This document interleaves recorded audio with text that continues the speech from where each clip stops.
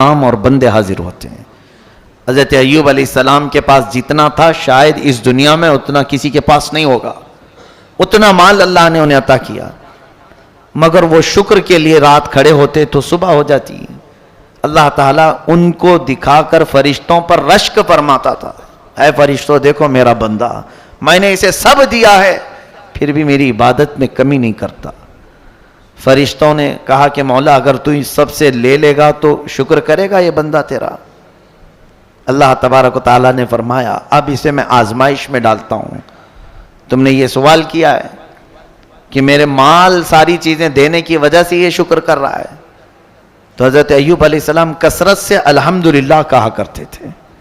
پھر اللہ تبارک و تعالیٰ نے اچانک آزمائش میں، امتحان میں ایسا ڈالا اس نبی پاک کو کہ آندھیاں چلیں، ایسی آندھیاں چلیں کہ ان کے پورے جانور ایک ساتھ مر گئے، سب چلے گئے۔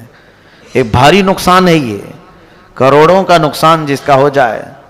حضرت ایوب علیہ السلام پھر مصلی بچھائے اور رات میں الحمدللہ کی تکرار شروع کرتے ہیں کہ رب العالمین تیرا کروڑا شکر و احسان ہے، اور شکر بجا لاتے رہے، یہاں تک کہ پھر چند دنوں کے بعد بیماریوں کی وبا پھیلی۔ وہ بیماریوں میں ایسا ہوا کہ ان کی اولاد یہ کے بعد دیگرے انتقال کرنا شروع ہو گئی۔ ان کے بیٹے اور بیٹیاں جتنی تھیں تقریباً 100 اولاد ان کی سب انتقال کر گئے۔ ہر بیٹے کے انتقال کے وقت جب آپ کو خبر دی جاتی تو وہ یہی کہتے کہ میرا کچھ بھی نہیں گیا، رب تبارک و تعالیٰ نے دیا تھا اور اس نے واپس لے لیا، مجھے کس چیز کا غم ہے۔ وہ الحمدللہ کہتے رہے، اسی پر قائم رہے۔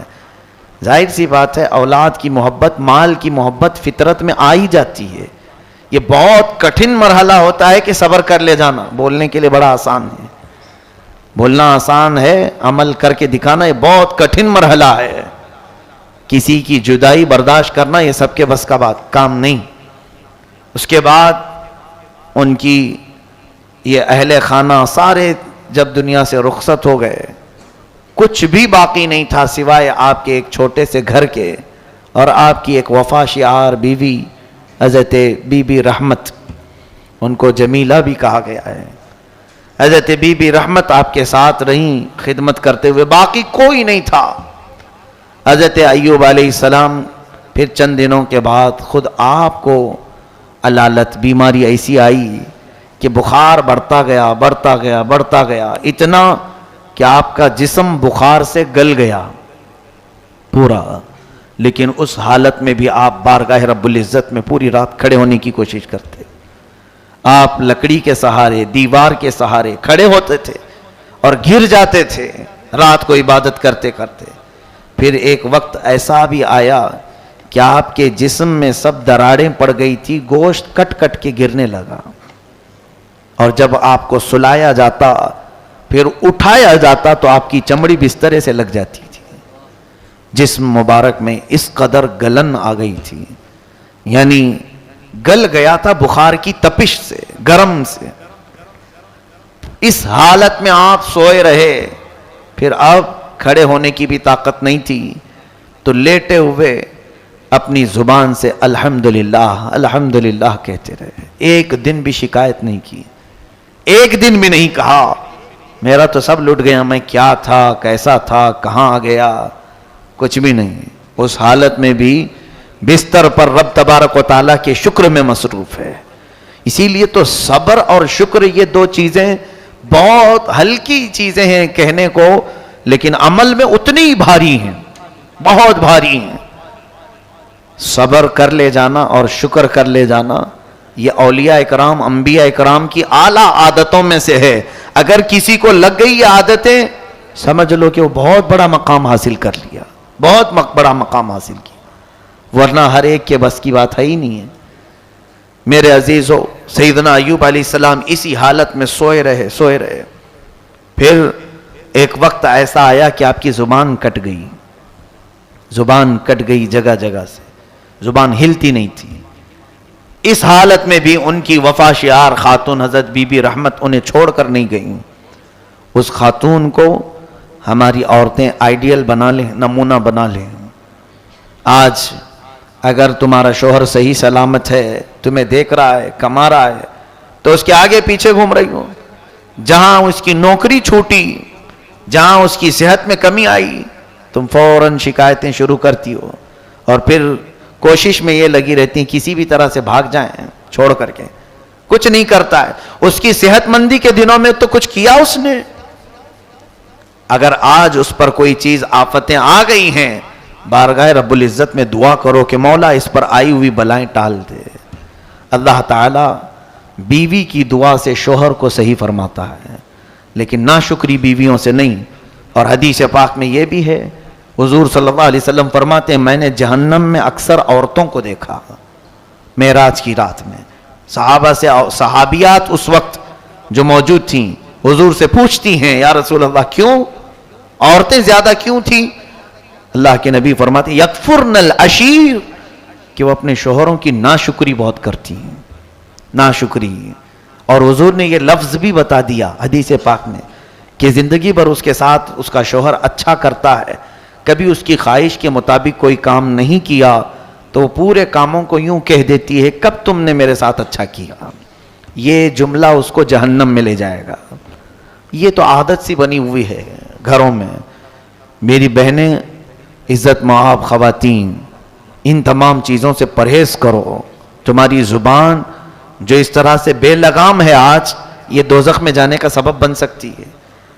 اپنے شوہر کے متعلق اللہ تعالیٰ نے جب یہ تمہارا جوڑا لکھ دیا ہے، صبر کر لے جاؤ، بہت بڑا تمہارے لیے اجر ہے. ظاہر سی بات ہے آج تمہارا شوہر جیسا بھی ہوگا فرعون تو نہیں ہوگا. فرعون تو نہیں ہوگا. فرعون حضرت آسیہ کو سلاتا تھا اور ان کی ہتھیلیوں میں میخ مارتا تھا، کیلیں ٹھوکتا تھا، اور پھر ان کے سر کی چوٹی کے بال سے چھت کو لٹکا دیتا تھا. دن بھر وہ بالوں سے لٹکی رہتی تھی. اس قدر ظلم کرتا تھا سیدہ آسیہ پر. کس لیے؟ کہ وہ حضرت موسیٰ علیہ السلام پر ایمان لائی تھی، اور اسی حالت میں ان کو شہید کر دیا. اس نے مار کر کے ٹکڑے کر کے شہید کیا سیدہ بی بی آسیہ رضی اللہ تعالیٰ نے. لیکن میرے آقا صلی اللہ علیہ وسلم فرماتے ہیں آسیہ کو میں نے جنت کے سب سے بلند مقام میں دیکھا. اور پھر اتنا ہی نہیں بلکہ حضور صلی اللہ علیہ وسلم فرماتے ہیں میں معراج کی شب جبرائیل کے ساتھ جا رہا تھا، ایک جگہ سے تیز خوشبو آئی. پوچھا جبرائیل یہ کس چیز کی خوشبو ہے؟ عرض کرتے ہیں یا رسول اللہ صلی اللہ علیہ وسلم فرعون کی بیوی آسیہ کی کنگھا کرنے والی جو خاتون تھی اس کے ہاں سے خوشبو آ رہی ہے. اس کے حضرت آسیہ کے بالوں میں جو کنگھا کرنے والی خادمہ تھی یہ اس کی قبر کی خوشبو ہے. پھر حضرت آسیہ کا حال کیا ہوگا؟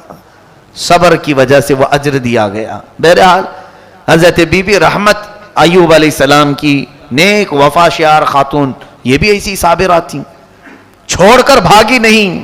اس حالت میں بھی اپنے شوہر نامدار کے ساتھ خدمت میں لگی رہیں، خدمت کرتی رہیں. جیسے بھی ہیں آج گوشت کے ٹکڑے کٹ رہے ہیں، ان کے بستر سے چمڑی لگ رہی ہے، لیکن ہے تو یہ اللہ کے نبی ہے میرے شوہر، میں آخری سانس تک ان کے ساتھ رہنے والی ہوں. لیکن علاج کے لیے دوڑ بھاگ بھی کرتی تھی. ایک بار بازار میں ایک حکیم صاحب پکار رہے تھے میرے پاس، ہر چیز کا علاج ہے. یہ دوڑی دوڑی چلی آئیں. پوچھا اپنے شوہر کی بیماریاں سب بتائیں، ایسے ایسے میرے شوہر کی تکلیف ہے، کیا ان کا علاج ہو سکتا ہے تمہارے پاس؟ اس حکیم نے کہا بالکل ہو جائے گا، چٹکی میں علاج کروں گا. در حقیقت وہ ابلیس تھا، شیطان مردود تھا. اس نے یہ جان بوجھ کر کے جال بنایا تھا کہ آخر وقت وہ بہتوں کا ایمان چھین لیتا ہے. کہا اے خاتون تیرے شوہر کا علاج تو میں کر دوں گا، اجرت کیا لوگے؟ کہا اجرت میری کچھ بھی نہیں ہے، معاوضہ بس اتنا کہہ دینا کہ شفا دینے والا تو ہی ہے. وہ مجھے اتنا مان لے کہ میں شفا دینے والا ہوں. عورتوں کو کبھی کبھار محبت میں جب غالب ہوتی ہیں تو کچھ سمجھ میں بھی نہیں آتا ہے. اندھا دھن جیسے آج بھی بچوں کی محبت میں عورتیں بہک جاتی ہیں. ارے کہیں سے تو علاج ہو جائے، میرا بچہ بچ جائے. یہ نہیں ہے ایمان. میرا شوہر بچ جائے، میں کچھ بھی کر لوں، چاہے مندر جانا پڑے، چاہے کہیں مجھے سر ٹیکنا پڑے، میرا بچہ بچ جائے. نہیں، کفر و شرک کر کے اگر تم کسی کو بچا سکتی ہو تو پھر کس خاک کی زندگی جی رہے ہو؟ یہ نہ ایمان ہے نہ اسلام ہے. یہاں تمہاری آزمائش ہے, یہاں تمہارا امتحان ہے. اپنی چاہے سخت بیماری ہو یا اپنے عزیزوں کی, حرام راستہ تم اختیار کر ہی نہیں سکتے, نہ کرو جب تک ہو سکے. بیماری کس نے دی تمہیں؟ اللہ نے. اور شفا کون دے گا؟ اللہ. یہ عقیدہ بس کافی ہے. مجھے جو بیماری پہنچی ہے وہ اللہ کی طرف سے آئی, اور شفا بھی اللہ ہی عطا کرے گا. اس عقیدے پر قائم رہو بس. حضرت بی بی رحمت غلط جگہ پر پہنچ گئی تھی لیکن انجانے میں, اور انہیں اپنے شوہر کی محبت تھی. ان کو خیال بھی نہیں آیا کہ یہ کیا گمراہ کرنے کی بات کیا ہے, کچھ نہیں سوچا انہوں نے. دوڑتی دوڑتی آئی, اپنے شوہر سے کہہ دیا اب آپ کا علاج ہو جائے گا, اب گھبرائیے مت, میں نے اچھا ڈاکٹر تلاش لیا ہے, اچھا حکیم مل گیا ہے. کہا کیا؟ کہاں سے حکیم ملا؟ کہا بازار میں ایک بہت بڑے بزرگ ہیں, اچھے حکیم ہیں. کہا اجرت تم کہاں سے دو گی؟ ہمارے پاس تو کچھ ہے نہیں. کہا نہیں, وہ اجرت بھی نہیں لیں گے. انہوں نے اتنا ہی کہا ہے کہ بیماری صحیح ہونے کے بعد آپ اتنا کہہ دیں کہ شفا دینے والا تو ہے. جلال میں آ گئے ایوب علیہ السلام بیماری کے عالم میں. کہا اے جمیلہ تم کسی حکیم کے پاس نہیں, ابلیس لعین کے پاس گئی تھی. اللہ کی قسم, سنو ایوب علیہ السلام قسم کھاتے ہیں, اللہ کی قسم اگر میں صحیح ہو گیا تو تجھے 100 کوڑے ماروں گا. بیماری میں ایک ہی عورت ساتھ رہی ہے, کوئی نہیں ہے. اس کے باوجود یہ ایمان کی اعلیٰ مثال اگر کہیں ملتی ہے تو نبیوں کے دربار میں. انہوں کو کسی سے کوئی پرواہ نہیں ہے کہ یہ چھوڑے گا وہ چھوڑے گا, مجھے کچھ نہیں. مخلوق سے ان کی کوئی پرواہ ہی نہیں ہوتی. وہ نبی اللہ تھے, اللہ کے نبی تھے. ان کا عقیدہ تو اپنے رب کے ساتھ بڑا مضبوط تھا. جاتا ہے کوئی تو جائے, میرا مولا مجھے پرورش کرے گا. بی بی رحمت کو آپ نے قسم کھا کر کے کہا, تب بھی وہ بھاگ کر کے نہیں گئیں. ایک تو بیماری میں تمہارا اچھا کرنے گئی اور الٹا تم مجھے مارنے کی بات کر رہے ہو, اور وہ بھی قسم کھا لیا کہ مجھے 100 کوڑے مارو گے. اگر اس زمانے میں کسی خاتون کو کہہ دیں تو وہ پورا بکھیڑا کھڑا کر دیں, ہمیں کھلا چاہیے, طلاق چاہیے, مجلس بٹھاؤ, میٹنگ بٹھاؤ, بہت سارے معاملات. یہاں پر ایک چیز سیکھنے کو ملتی ہے کہ اگر ایمان میں مرد مضبوط ہو, اپنی عورتوں کے متعلق یہ کہہ دے چاہے ہمارے گھر میں کچھ بھی ہو جائے, غلط راستے کے ذریعے سے کوئی چیز ہمارے گھر نہ پہنچے گی. بس اس پر آپ قائم رہیں, دیکھیں پھر آپ کی اولاد بھی, آپ کا گھرانہ بھی اس طرح سے چلے گا کہ اللہ تبارک و تعالیٰ سارے صالحین آپ کی نسل میں پیدا فرمائے گا. لیکن ہم مجبوریوں کے عالم میں یہ سوچ لیتے ہیں کہیں سے بھی آ رہا ہے چلا لو یار, آج غربت ہے, تنگی ہے, کہیں حرام کا آ رہا ہے چلا لو. بہت سارے لوگوں کے گھر اس طرح سے تباہ و برباد ہو گئے. یاد رکھنا, کبھی تم مالدار تھے, بڑے پیسے والے تھے, جیب میں ہمیشہ مال بھرا رہتا تھا, اچانک ایسی بندش لگ گئی کہ اب کچھ بھی نہیں آتا, خال خال پھر رہے ہیں. ایسے حالت میں تمہارا امتحان چل رہا ہوتا ہے. اب تمہاری بیویاں اگر صابرہ ہوں تو کہیں گی کہ چھوڑو, اچھے دن بھی ہم نے دیکھے ہیں, یہ برے دن بھی ٹل جائیں گے, اللہ تعالیٰ پھر اچھے دن لے آئے گا. لیکن اگر کوئی یہ کہنا شروع کر دے خالی خالی پھر رہے ہو, کیسے چلے گا, جاؤ کہیں سے منہ مار کے لے آؤ. پھر اگر وہ منہ مارنے کی بات آئے تو کسی کو دھوکہ دے, کسی کو ٹوپی پہنائے, کسی کو جھوٹ بولے, کہیں سے سود سے حاصل کرے, چوری سے حاصل کرے, ڈکیتی سے حاصل کرے. مال آیا تو یہاں 2 کی ذمہ داری, اگر بیوی گھر میں لے آئی تو شوہر کی ذمہ داری ہے پوچھے کہ کہاں سے آیا, پوچھے نہیں, ارے کہیں سے تو لے کے آ رہی ہے, کچھ تو کر کے لا رہی ہے, گھر چل رہا ہے نا. اور اگر شوہر لا رہا ہے ایسے تنگ دستی کے دنوں میں تو عورت کی ذمہ داری ہے پوچھے کیا میاں آپ کو کام لگ گیا, حلال ذریعے سے مال آ گیا آپ کے پاس. کیونکہ یہ وقت, یہ سچویشن ایک دوسرے کا مدد کا ہوتا ہے, تعاون کا ہوتا ہے. جب غربت اور تنگ دستی ہمارے اوپر چھا جائے, کہیں سے آمدنی کے ذرائع نہیں نظر آ رہے ہیں, تو اس وقت دونوں کی ذمہ داری ہوتی ہے ایک دوسرے کا تعاون کریں, اور پھر جانچ پڑتال بھی کرتے رہیں. اتنے دن سے تو سوکھا سوکھا تھا, اب کہاں سے آ گیا, کہیں کوئی غلط راستے سے تو نہیں آیا. کیونکہ اچھے دنوں میں غلط راستے پر جانے کے چانسز کم ہوتے ہیں، غربت اور تنگ دستی میں غلط راستے پر جانے کے بہت چانسز ہوتے ہیں۔ چور اکثر مال سے پریشان ہو کر کے کرتے ہیں، جسم کا دھندا کرنے والے غربت سے تنگ آ کر کے کرتے ہیں، ڈکیتی کرنے والے، اپنا جسم بیچنے والے، یہ تمام جو گناہ آج منظر عام پر آتے ہیں، اس کے پیچھے اگر کوئی سبب ہوتا ہے تو وہ تنگ دستی ہے، غریبی، پیٹ، بھوک انہیں لے آتی ہے۔ بہت سارے کاموں میں کئی ایسے مسلمان بچیاں اور مسلمان بچے چلے گئے، بہت سارے کس کام میں لگے ہیں، معاذ اللہ رب العالمین۔ پچھلے سال کی بات ہے، مجھے ایک صاحب نے بتایا تھا کہ یہ اپنے جسم کو بیچنے کے کام شروع کر چکے ہیں، کہ انہیں اس کی نمائش کے، اس کے استعمال کے اچھے خاصے پیسے دیے جاتے ہیں۔ اے میرے عزیزو، کہ اللہ تعالیٰ کی یہ امانت تمہیں اس کام کے لیے استعمال کے لیے دیا ہے مولا نے، اس غلیظ کام کے لیے، جس میں اگر تمہارے عیب رب تبارک تعالیٰ کھولے تو معاشرے میں رہنے کے قابل نہ ہو۔ اللہ تعالیٰ ہماری تنگ دستی اور غربت میں ہماری حفاظت فرمائے۔ حضرت ایوب علیہ السلام کی خاتون ذرا غلط راستے، غلط حکیم کے پاس چلی گئیں تو آپ کا جوش ایمانی تو دیکھو، قسم کھا لیا کہ اگر میں صحیح ہو گیا تو تجھے کوڑے ماروں گا، 100 کوڑے ماروں گا۔ انہوں نے توبہ کر لیا، نہیں مجھ سے بھول ہو گئی، میں آپ کی محبت میں سمجھ ہی نہیں پائی کہ وہ کیا کہا۔ خیر اللہ نے مجھے ہدایت دی آپ کے ذریعے سے، شکر بجا لائی، پھر بھی چھوڑ کر کے نہیں گئی۔ اب دیکھیں، اب پوزیشن یہ آئی کہ حضرت ایوب علیہ السلام کے ذکر کرنے کے لیے جو زبان تھی وہ زبان بھی لڑکھڑا گئی۔ زبان میں ایک روایت میں ہے کہ 8 ٹکڑے ہوئے تھے، کٹے ہوئے، بیچ میں سے دراڑیں تھی۔ اب وہ زبان ہل نہیں پا رہی تھی، جو الحمدللہ کی تسبیح ہے۔ اے میرے عزیزو، اتنی بیماری اللہ نے کسی کو دیا آپ میں سے، اس کے باوجود شکایت کی زبان کتنی لمبی ہے ہماری۔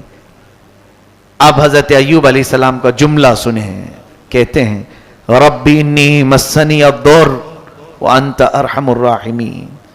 اے اللہ، یہ ضر، یہ تکلیف میری زبان کو لگ تو رہی ہے، لیکن تو ارحم الراحمین ہے، تو سب سے زیادہ رحم کرنے والا ہے۔ اتنا ہی جملہ میرے مولا کو بھا گیا۔ اللہ فرماتا ہے فَاسْتَجَبْنَا لَهُ فَكَشَفْنَا مَا بِهِ مِنْ ضُرٍّ، ہم نے فوراً قبول کر لیا اور جو کچھ اسے تکلیف پہنچی تھی سب دور کر دیا۔ کیسے؟ اللہ تعالیٰ فرماتا ہے اُرْكُضْ بِرِجْلِكَ، اے ایوب اپنا پیر ہلاؤ، پیر زمین پر مارو۔ آپ نے پیر زمین پر مارا تو ایک نہر اس میں سے جاری ہوئی، ایک بڑی نہر وہاں سے کھل گئی۔ اللہ کا حکم ہوا اس نہر کے پانی سے نہا لو۔ حضرت بی بی رحمت نے انہیں نہلایا، نہا کر کے جیسی فارغ ہوئے تو دیکھا بدن سے ساری بیماریاں ختم ہیں۔ اللہ جو بیماری دیتا ہے وہی صحت دینے پر بھی قادر ہے۔ بالکل آن واحد میں ایوب علیہ السلام کو صحت کاملہ ملی، تندرستی آئی۔ آپ حشاش بشاش طبیعت کے ساتھ تھے، لیکن اللہ تعالیٰ فرماتا ہے اور ایک پیر زمین پر مارو۔ آپ نے دوسرا پیر زمین پر مارا تو اللہ تبارک و تعالیٰ فرماتا ہے آتیناہ اہلہ ومثلہ معہم، ہم نے ایوب کو اس کی پوری اولاد دوبارہ زندہ کر کے دے دی، بلکہ اتنی ہی مال اور ہم نے اسے دے دیا جو پہلے تھا۔ حضرت ایوب علیہ السلام آزمائش میں کامیاب ہو گئے، امتحان میں کامیاب ہوئے۔ اب رب تعالیٰ نے فرشتوں سے فرمایا اے فرشتوں، تم کہتے تھے کہ میں نے اسے مال بہت دیا اس لیے یہ عبادت میں رہتا ہے، کیا تم نے دیکھا اس کو بیماریوں کی اعلیٰ درجے تک میں نے تکلیف دے دی، پھر بھی اس کی زبان لڑکھڑائی نہیں شکایت میں، میرے شکر میں ہی یہ بندہ رات گزارتا رہا۔ حق ادا فرمایا سیدنا ایوب علیہ السلام نے۔ لیکن اب اس کے بعد کی بات دیکھیے، حضرت ایوب علیہ السلام قسم کھائے تھے بیماری میں، اب وہ کوڑا مارنے کے لیے بیٹھ بھی گئے۔ بی بی رحمت کو کہا کہ میں نے قسم کھا لیا۔ قسم کو معمولی مت سمجھیں، جو روز مرہ آپ کھا لیتے ہیں، قسم کھانے کے بعد اگر کوئی پوری نہیں کیا تو قرآن کا حکم سنیے فَكَفَّارَتُهُ إِطْعَامُ عَشْرَةِ مَسَاكِينَ، پھر اسے 10 مسکینوں کو کھانا کھلانا پڑے گا، یا پھر کپڑے پہنانے پڑیں گے، او کسوتہم او تحریر رقبہ، فَمَن لَّمْ يَجِدْ فَصِيَامُ 3 أَيَّامٍ، اور اگر 10 مسکینوں کو کھانا نہیں کھلا سکتا تو قسم توڑنے کے کفارے میں اسے 3 روزے رکھنے پڑیں گے۔ یہاں پتہ نہیں کتنے لوگ صبح سے شام تک ماں کی قسم، باپ کی قسم، اس کی قسم، اس کی قسم، یہ عادت سی ڈال لی ہے۔ اور حدیث پاک کے الفاظ یہ بھی سن لیجئے کہ منافق کی علامت یہ ہے کہ وہ ہر بات پر قسم کھایا کرتا ہے۔ منافق کی علامت کہ وہ اپنے کاروبار میں بیچنے کے لیے قسم کھا کر کے بیچتا ہے۔ لا تجعلوا اللہ عرضۃ لایمانکم، اللہ کو اپنی قسموں کا نشانہ نہ بناؤ، اللہ فرماتا ہے۔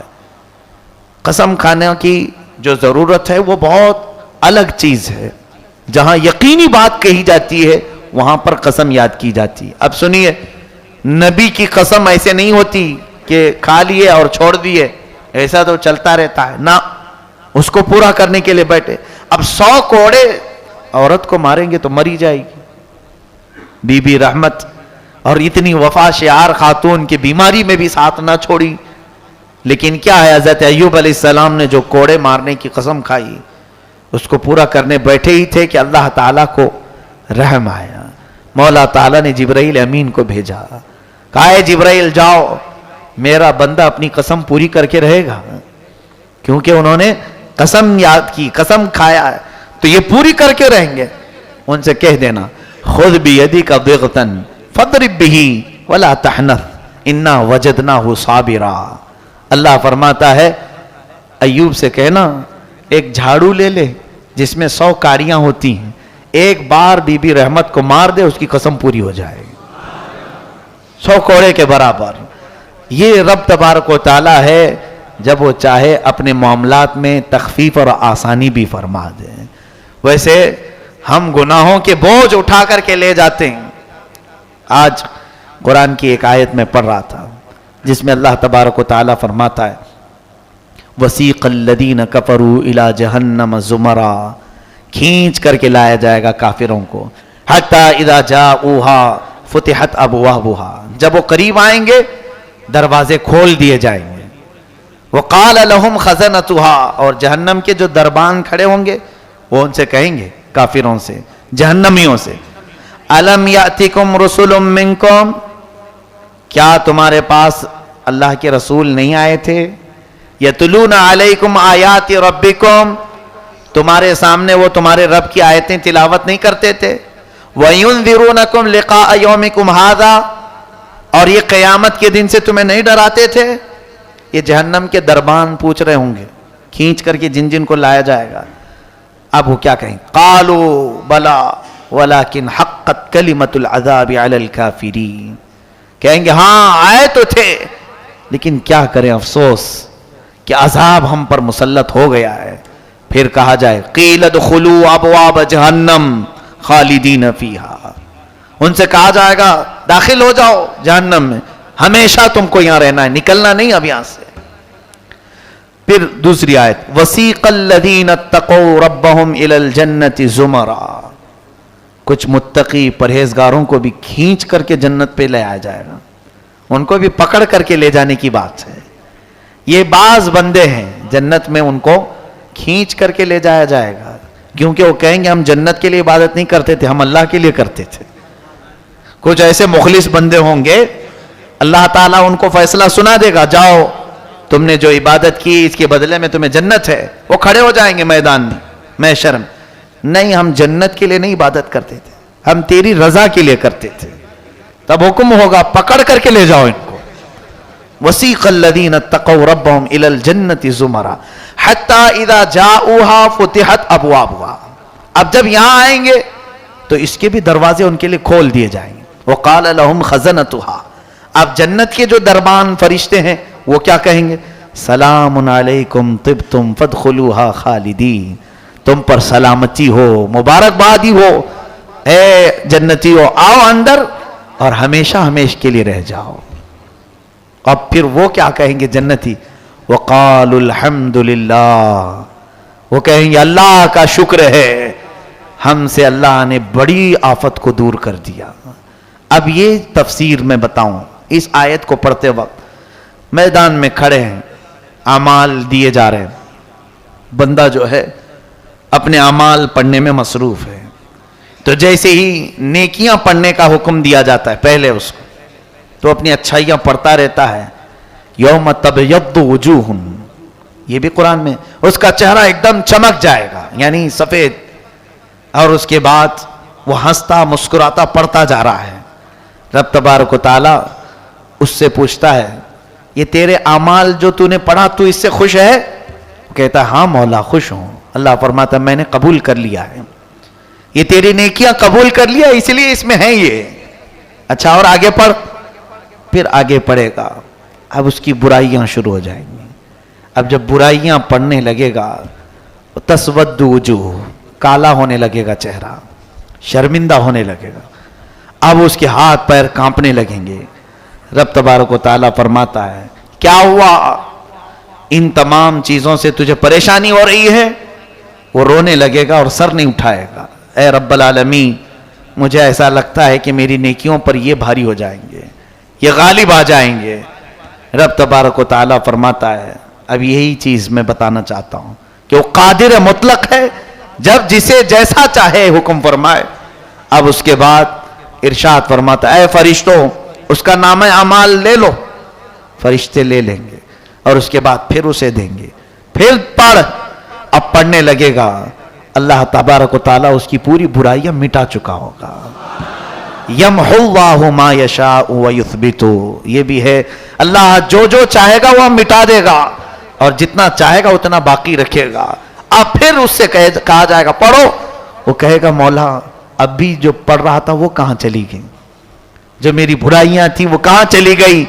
تو رب تعالیٰ فرماتا ہے وہ میرے غفران، میری مغفرت میں چلی گئی، میں نے تیرے ساتھ رحم کا معاملہ کیا، اس لیے کہ دنیا میں تو مجھے غفار کہا کرتا تھا، تو دنیا میں مجھے ستار کہا کرتا تھا۔ میرے عزیزو یہاں پر حضرت ایوب علیہ السلام کی بیوی پر بڑا حکم تھا 100 کوڑے مارنے کا، لیکن اللہ نے اس کو تخفیف میں لایا، آسانی پیدا کی۔ بہرحال آج طاق رات ہے، میرے آقا صلی اللہ علیہ وسلم نے ارشاد فرمایا رمضان المبارک میں حضور پہلے روزے سے اعتکاف میں بیٹھ گئے، 1 سال 10 روزے اعتکاف میں گزرے، پھر 10ویں سے 20ویں تک پھر اعتکاف میں بیٹھے، اس کے بعد 20ویں روزے کے بعد سے اب یہ آخری عشرہ جو ہے پھر اعتکاف میں بیٹھے اور اپنا پردہ ہٹایا حجرے کے پاس۔ ماں عائشہ صدیقہ فرماتی ہیں حضور نے مجھ سے کہا کہ عائشہ اعلان کر دو میں پہلے عشرے میں بھی بیٹھا دوسرے عشرے میں بھی بیٹھا تاکہ شب قدر کو تلاشوں، لیکن اللہ نے مجھے ابھی حکم فرمایا کہ شب قدر رمضان کے آخری عشرے میں رکھی گئی، آخری عشرے میں رکھی گئی۔ حضرت عائشہ نے پوچھا یا رسول اللہ اعلان کر دوں کہ لیلۃ القدر آخری عشرے میں ہے؟ کہا ہاں۔ کہا کون سی راتوں میں وہ ڈھونڈیں؟ حضور فرماتے ہیں 21 23 25 27 29 ان طاق راتوں میں لوگوں سے کہو کہ عبادت کریں، اور جسے لیلۃ القدر مل گئی اس کے اگلے اور پچھلے سب گناہ مولا معاف فرمایا۔ آج بھی امکان ہے، آج بھی لیلۃ القدر ہو سکتی ہے۔ بعض صحابہ کرام نے 21 کو کہا، بعض نے کہا 27 کو۔ 21 اور 23 کا ایک قول ہے، 27 کا بہت سارے صحابہ کا، تابعین کا، اولیاء کرام کا قول ہے، لیکن مخصوص نہیں۔ اور بعض بزرگوں نے یہ فرمایا ہر سال الگ الگ راتوں میں آتی ہے، اس سال 21 میں ہے، اگلے سال 23 میں ہو سکتی ہے۔ اسی لیے ان 5 راتوں کو کم از کم آپ اپنے جانے سے قبل مولا کی بارگاہ میں 2 رکعت یا 4 رکعت نفل لیلۃ القدر کی، شب قدر کی پڑھ کر کے جائیں، جس میں آیت الکرسی اور شب قدر یعنی انا انزلناہ فی لیلۃ القدر، سورہ قدر، یہ تلاوت کر کے کم از کم 2 یا 4 رکعت ہر طاق رات میں پڑھو۔ اور ایک دوسرا کام یہ بھی ہے کہ جو عشاء کی نماز جماعت سے پڑھا اور جو فجر کی نماز جماعت سے پڑھا، اس کے متعلق فرمایا گیا اسے پوری رات جاگنے کا ثواب دیا جائے گا۔